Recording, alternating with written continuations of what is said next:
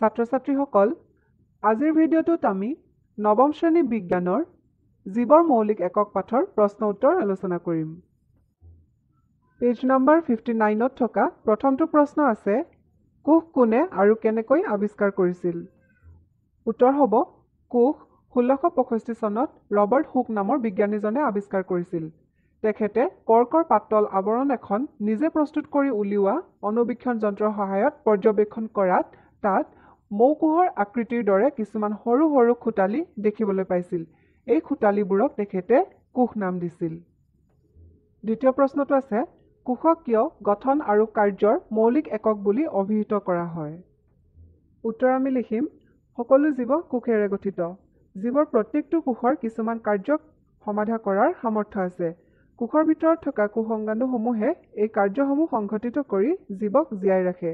সেইবাবে কোষক গঠন আৰু কাৰ্যৰ মৌলিক একক বুলি অভিহিত কৰা হয়। কোষাংগাণুসমূহ কি হয় তোমালোকে পাইছাই। কোনবিলাক আছিল? মাইটকণ্ড্ৰিয়া, গলজি সংঘ, লাইচোজম, প্লাষ্টিড, এইবিলাক হৈছে কোষাংগাণু। আৰু কোষাংগাণু ক'ত থাকে? কোষ এটাৰ ভিতৰত পোৱা যায়। আৰু কোষাংগাণুসমূহৰ বিভিন্ন কাৰ্য কৰিব পৰা ক্ষমতা থাকে। আৰু সেইবাবে কোষটোৰ যিহেতু বিভিন্ন ধৰণৰ কাৰ্য সমাধা কৰাৰ ক্ষমতা আছে বা সামৰ্থ্য আছে, সেইবাবে কোষক জীৱৰ কি বুলি কোৱা হয়? কাৰ্যৰ মৌলিক একক বুলি কোৱা হয়। পিছৰ প্ৰশ্নটোলৈ আহিছোঁ, কাৰ্বন ডাই অক্সাইড আৰু পানীৰ দৰে পদাৰ্থবিলাক কোষৰ ভিতৰলৈ বা বাহিৰলৈ কেনেদৰে চলাচল কৰে আলোচনা কৰা। উত্তৰ হ'ব, কাৰ্বন ডাই অক্সাইডৰ দৰে গেছীয় পদাৰ্থবোৰ ব্যাপন প্ৰক্ৰিয়াৰে কোষৰ ভিতৰলৈ বা বাহিৰলৈ চলাচল কৰে।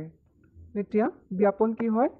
উচ্চ গাঢ়তা অঞ্চলৰ পৰা পদাৰ্থ এটা যেতিয়া নিম্ন গাঢ়তা অঞ্চললৈ কোষাৱৰণৰ মাজেদি চলাচল কৰে, সেই প্ৰক্ৰিয়াটোকে আমি ব্যাপন বুলি কওঁ।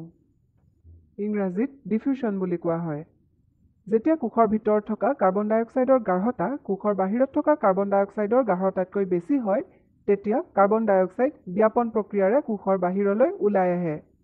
ঠিক সেইদৰে পানীও গাঢ়তাৰ তাৰতম্যৰ কাৰণে কোষৰ ভিতৰলৈ বা বাহিৰলৈ ওলোৱা সোমোৱা কৰে। পানীৰ ব্যাপন প্ৰক্ৰিয়াটোক আকৃতি বুলি কোৱা হয়, অৰ্থাৎ কোষৰ ভিতৰলৈ বা বাহিৰলৈ পানী আকৃতি প্ৰক্ৰিয়াৰে চলাচল কৰে। পিছৰ প্ৰশ্নটো আছে, কোষাৱৰণখনক কিয় অৰ্ধভেদ্য আৱৰণ বুলি আখ্যা দিয়া হয়? ইংৰাজীত কোৱা হয় ছেমি পাৰ্মিয়েবল মেমব্ৰেন। কোষাৱৰণখনক অৰ্ধভেদ্য আৱৰণ বুলি আখ্যা দিয়া হয় কাৰণ কোষাৱৰণখনে এটা কোষৰ ভিতৰলৈ লাগতিয়াল আৰু বাহিৰলৈ অলাগতিয়াল দ্ৰব্যবোৰ অহা যোৱা কৰাত সহায় কৰে। আনহাতে ই আকৌ কিছুমান দ্ৰব্য ইয়াৰ মাজেদি সৰকি যোৱাত বাধা দিয়ে। সেইবাবে কোষাৱৰণখনক অৰ্ধভেদ্য আৱৰণ বুলি কোৱা হয়। পেজ নম্বৰ 63ৰ প্ৰথমটো প্ৰশ্ন আছে, প্ৰকোষ কেন্দ্ৰীয় কোষ আৰু সংকোষ কেন্দ্ৰীয় কোষৰ মাজত ব্যাখ্যামূলক পাৰ্থক্য দাঙি ধৰি তলৰ তালিকাখন পূৰ্ণ কৰা। তোমালোকৰ কিতাপত তালিকাখন দিয়াই আছে, মাত্ৰ খালী ঠাইটো পূৰ কৰি দিলে হ'ল। প্ৰকোষ কেন্দ্ৰীয় কোষৰ আকাৰ সাধাৰণতে সৰু, 1 পৰা 10 মাইক্ৰন। আনহাতে সংকোষ কেন্দ্ৰীয় কোষৰ আকাৰ সাধাৰণতে ডাঙৰ, 5 পৰা 100 মাইক্ৰন। 2 নম্বৰ পইণ্টটো, প্ৰকোষ কেন্দ্ৰীয় কোষৰ কেন্দ্ৰাঞ্চলটো সুনিৰ্দিষ্ট নহয় আৰু ইয়াক নিউক্লিয়ইড বুলি জনা যায়।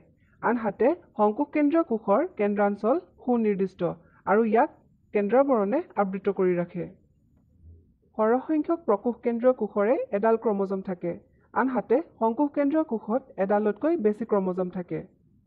পিছৰ পইণ্টটো, প্ৰকোষ কেন্দ্ৰীয় কোষত আৱৰণে বিশিষ্ট কোষাংগাণু নাথাকে, আনহাতে সংকোষ কেন্দ্ৰীয় কোষত আৱৰণে বিশিষ্ট কোষাংগাণুসমূহ থাকে। প্ৰশ্নাৱলী পেজ নম্বৰ 65ৰ প্ৰথম প্ৰশ্নটো আছে, তুমি অধ্যয়ন কৰি অহা কোষাংগাণুবিলাকৰ ভিতৰত এনে দুটা কোষাংগাণুৰ নাম উল্লেখ কৰা যি দুটাত আনুবংশিক পদাৰ্থ জেনেটিক মেটেৰিয়েল থাকে। এতিয়া জেনেটিক মেটেৰিয়েল কোনটো? DNA বা ডিঅক্সি ৰাইবনিউক্লিক এচিড, যিয়ে কি কৰে? বংশগত বৈশিষ্ট্যসমূহ এটা জেনেৰেশ্যনৰ পৰা আন এটা জেনেৰেশ্যনলৈ কঢ়িয়াই নিয়ে। DNA থকা দুবিধ কোষাংগাণু হৈছে মাইটকণ্ড্ৰিয়া আৰু প্লাষ্টিড। দ্বিতীয় প্ৰশ্নটো আছে, যদিহে কিছুমান ভৌতিক বা ৰাসায়নিক কাৰকৰ প্ৰভাৱত কোষীয় সংগঠনৰ ক্ষতি হয় তেতিয়া কি হ'ব? উত্তৰ হ'ব, যদিহে কিছুমান ভৌতিক বা ৰাসায়নিক কাৰকৰ প্ৰভাৱত কোষীয় সংগঠনৰ ক্ষতি হয় তেতিয়া কোষটোৱে তাৰ প্ৰাথমিক কাম কৰিবলৈ বন্ধ কৰি দিব, ফলত কোষটোৰ মৃত্যু ঘটিব।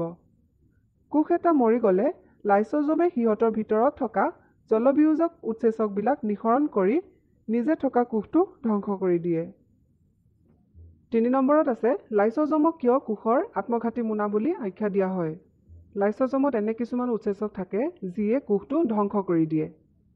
কোষৰ বিপাকীয় কাৰ্যত কিবা বিসংগতি হ'লে উদাহৰণ হিচাপে যদি এটা কোষ মৰি যায় তেতিয়া লাইসোজমে সিহঁতৰ ভিতৰত থকা জলবিয়োজক উৎসেচকবিলাক নিঃসৰণ কৰি নিজে থকা কোষটোক ধ্বংস কৰি দিয়ে। সেয়েহে লাইসোজমক কোষৰ আত্মঘাতী মোনা বুলি কোৱা হয়। পৰীক্ষাত আহি থকা খুব কমন কুৱেশ্যন এইটো। 4 নম্বৰত আছে কোষৰ অভ্যন্তৰৰ ক'ত প্ৰটিন সংশ্লেষণ সংঘটিত হয়। উত্তৰ হ'ব ৰাইবোজমত প্ৰটিন সংশ্লেষণ সংঘটিত হয়। ৰাইবোজমবিলাকক প্ৰটিন উৎপাদনৰ কাৰখানা বুলি কোৱা হয়। ৰাইবোজম ক'ত থাকে? আমি 2 প্ৰকাৰৰ অন্তঃপৰশীয় জালিকাৰ বিষয়ে ইতিমধ্যে পঢ়িছোঁ। এক প্ৰকাৰ হৈছে অমসৃণ বা খহটা অন্তঃপৰশীয় জালিকা আৰু মসৃণ বা মিহি অন্তঃপৰশীয় জালিকা। এতিয়া খহটা অন্তঃপৰশীয় জালিকাৰ আৱৰণত ৰাইবোজম পোৱা যায়। ছাত্ৰ ছাত্ৰীসকল, পৰৱৰ্তী ভিডিঅ'ত আমি অনুশীলনী প্ৰশ্ন উত্তৰসমূহ আলোচনা কৰিম। ধন্যবাদ।